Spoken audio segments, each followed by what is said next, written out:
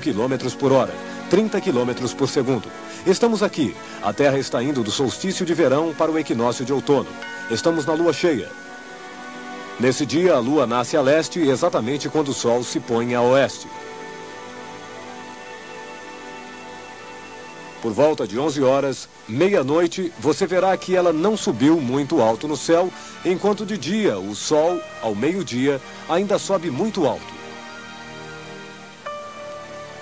No inverno, o sol passará baixo no céu, tão baixo quanto a lua cheia passa agora. Vista por um extraterrestre, a lua fica bem na frente do sol, mais ou menos no mesmo plano no qual a Terra e os planetas evolucionam.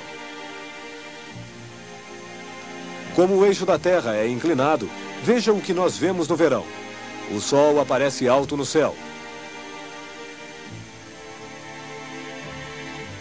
À noite, olhamos nesta direção e a lua cheia aparece baixa, perto do horizonte.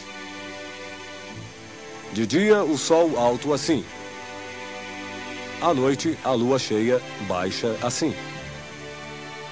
No inverno será o contrário. A Terra estará aqui com sua metade norte virada contra o Sol. No inverno, nessa perspectiva, o Sol passará baixo no céu e a lua cheia alto no céu.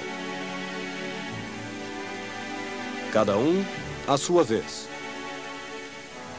O Sol, após ter subido todos os dias mais alto no céu, começa a descer novamente. Se as suas janelas dão para o sul, você verá que hoje, ao meio-dia, o Sol ainda estará alto no céu. Seus raios só iluminam o solo perto da janela. No verão, não é a janela, mas o teto da casa que fica em frente ao Sol. Olhando do espaço, veja o que acontece. O Sol ilumina o teto. Depois, à medida que a Terra avança em sua órbita, a metade norte vai se virar cada vez mais contra o Sol. É este movimento de oscilação da Terra que modifica o ângulo dos raios do Sol. No inverno, os raios, sob um ângulo mais oblíquo, penetrarão mais longe na casa. O Sol ficará mais baixo no horizonte e atravessará o céu em uma trajetória cada vez mais baixa.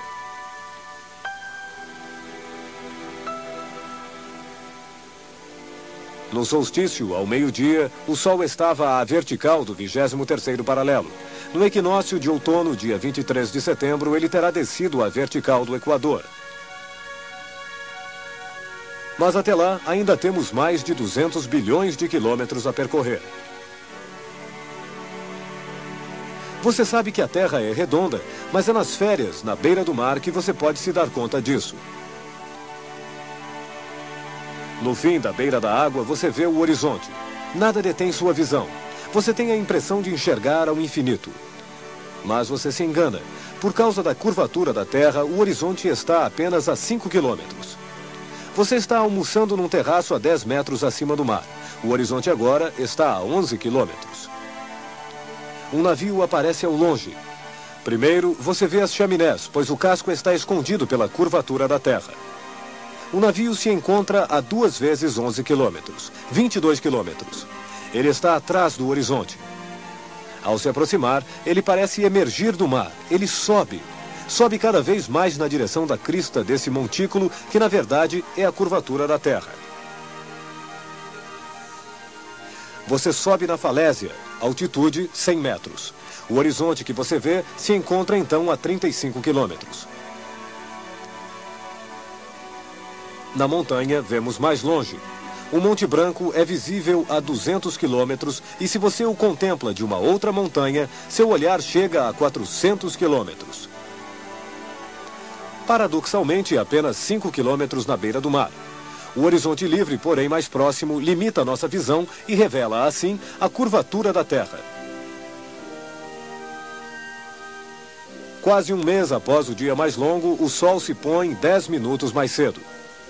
Por que o Sol poente fica vermelho? A luz do Sol é branca, mas isto que nós percebemos como branco é, na verdade, a mistura de todas as cores do arco-íris, do violeta ao vermelho. Antes de nos alcançar, a luz deve atravessar a atmosfera. A atmosfera age como um filtro que absorve uma parte da luz, principalmente do lado violeta, enquanto os raios laranjas e vermelhos passam melhor.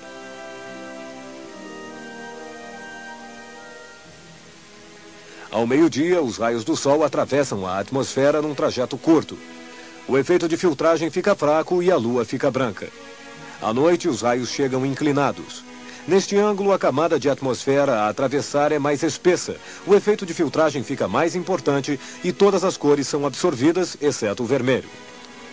Quanto mais o Sol desce, mais o vemos através da atmosfera e mais vermelho ele aparece. À medida em que o Sol desce, ele parece se deformar, se achatar. Este é ainda um efeito da atmosfera que não apenas filtra as cores, mas também desvia os raios de luz. A espessura da atmosfera deforma o disco solar para dilatá-lo em oval. Além disso, quando os ventos e as temperaturas perturbam a atmosfera, nós vemos um Sol rasgado.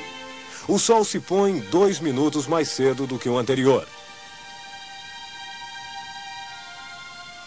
Mas quando você vê o Sol se pôr, ele não está mais lá. Há 8 minutos, o Sol já está sob o horizonte. 8 minutos é o tempo que a luz leva para percorrer a distância do Sol à Terra. As partículas que transportam a luz viajam a 300 mil quilômetros por segundo. Esta é a velocidade máxima absoluta. Nada no universo pode ir mais rápido do que a luz. Na nossa vida cotidiana, não estamos conscientes da velocidade da luz. A luz nos parece alguma coisa de instantânea. Vemos até luzes distantes ao mesmo tempo que elas acendem. No sistema solar, o clarão da Lua chega a nós em 1 segundo. Mas a luz das estrelas da constelação Órion leva séculos para chegar até nós. Vamos imaginar que estamos observando Órion não da Terra, mas de um outro lugar do universo. Lá, você vê que essas estrelas se encontram a distâncias bem diferentes. Você as vê como elas eram em épocas distantes, séculos, milênios, imagens deslocadas no tempo. Você vê as estrelas em defasagem. O Sol você vê imediatamente.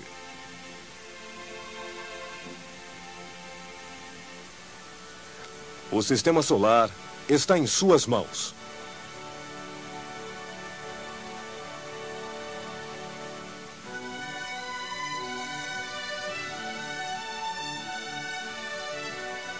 No próximo programa será a canícula.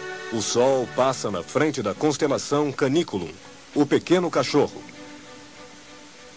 Por que faz tanto calor? Desde o solstício, há 4 semanas, o Sol teve tempo de aquecer a atmosfera. Mostraremos a você como a Terra absorve e reflete o calor, como o efeito estufa nos assegura um clima estável e possível de se viver. Como se distingue o ozônio que nos envenena e o ozônio que nos protege? Qual é a causa dos furos na camada de ozônio? O Sol emana energia. Esses raios provocam as auroras boreais quando eles se chocam no campo magnético da Terra, o campo magnético que faz funcionar nossas bússolas. O Sol em radiação consome sua própria substância. No próximo programa, nós evocaremos o fim do Sol, só que dentro de vários bilhões de anos. Se os 4 bilhões de anos já passados fossem 1 ano, seria apenas no dia 31 de dezembro que a espécie humana faria sua aparição, 1/4 de hora antes da meia-noite. A história da humanidade é